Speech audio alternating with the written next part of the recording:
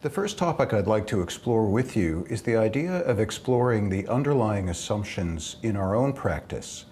So we all have our own personal journey that we bring to the work, and what are the assumptions and even the biases that we have about what diversity and inclusion is about and why we do it.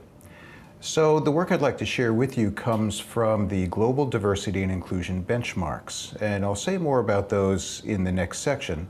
So the Global Diversity and Inclusion Benchmarks is a project that has been running now for a little over 10 years, and there are 2 co-authors and 95 expert panelists from around the world, of which I am one. And one of the things that the benchmarks looked at was what are the fundamental primary approaches to doing diversity and inclusion work.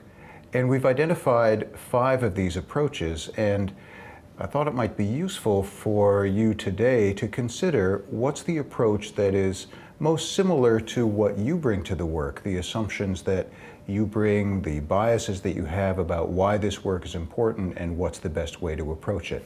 So having worked in this field for almost 30 years, one of the things we find is that there are silos in the profession, that there are people who approach the work in particular ways and come in with the assumption that this is the right way to do it.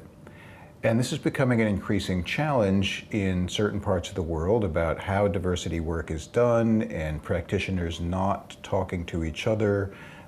We often, of course, find silos in organizations, and now we're starting to find it in our own profession. So what I'd like to do is to share with you these 5 fundamental approaches. And there's a handout that you have that shows these 5 approaches, and what I'd like you to do is to consider your own preference in terms of your approach, but also the organization that you work in, or if you're consulting, the clients that you work for. What's their primary approach, and how does your approach and the organization approach match up? So there are 5 approaches, and I'll go through them with you. I have them here in front of me. They're listed alphabetically, and it's important to note 3 things when we review these approaches and think about them. One, there is overlap, and so you'll see some descriptors mentioned possibly in more than one of these approaches.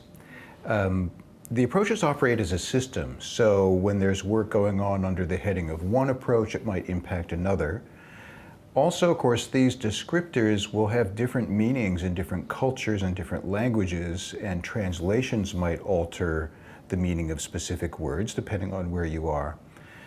And you might hear some of these approaches and think, well, that's not really D&I work, or that's going to cause some misunderstanding in my organization or some confusion, or my organization isn't going to agree with that. And I think it's important to look at these not as right or wrong, but just here are some fundamental ways of approaching the work, and think about and reflect as we go through them, what's your preference, and we'll give you a chance to really look into that in more detail. But let me share the preferences with you, or the approaches with you. So the first one, again, these are alphabetical, is competence. So that means about improving our own skills, our own knowledge, our own abilities. So things like awareness, reducing bias, cultural competence, D&I skills training, effective behaviors, multicultural education, valuing difference. All of those things would come under the idea of competence. The next one is compliance. So this is about complying with laws and regulations. So we have things like affirmative action, employment equity, human rights, legal issues, pay equity, representation, targets, quotas, those sorts of things would fall under the idea of compliance.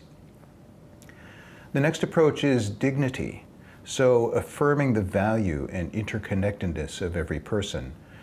So words like compassion, faith, generosity, interconnection, love, mindfulness, right thing to do, spirituality, unity, values.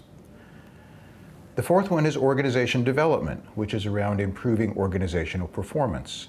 So things like business imperatives, change management, competitive advantage, employer of choice, human capital utilization, innovation, organizational effectiveness, organizational systems, return on investment, ROI, talent management, all of those would fall under this idea of organization development as an approach.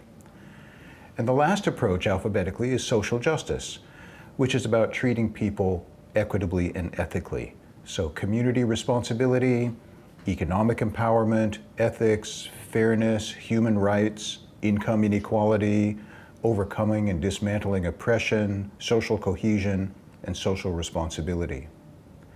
So on the handout that you have, you'll see these 5 approaches, and what we'd ask you to do is to rank them for yourself with 1 being the least and 5 being the most relevant or similar to the approach that's most important to you. So what's your passion? What's your approach? How would you rank them for yourself? So 1 for the least, 5 for the most, and then 2, 3, and 4 in between. And then think about your organization, where you work, and the clients or the company that you work for, and what would be their approach. And again, rank 1 for the least, 5 for the most, connected to the approach that you think they have, and 2, 3, and 4 in between. And then if you compare the 2 lists and think about how does this similarity or difference between your approach and the organization's approach influence your work? Is there any tension there? What about the organization's priorities? Did they match the actions in the organization? And how can you use this insight to be more effective and more influential in your organization? So I'll leave you now to have that conversation and be back with you later during the day.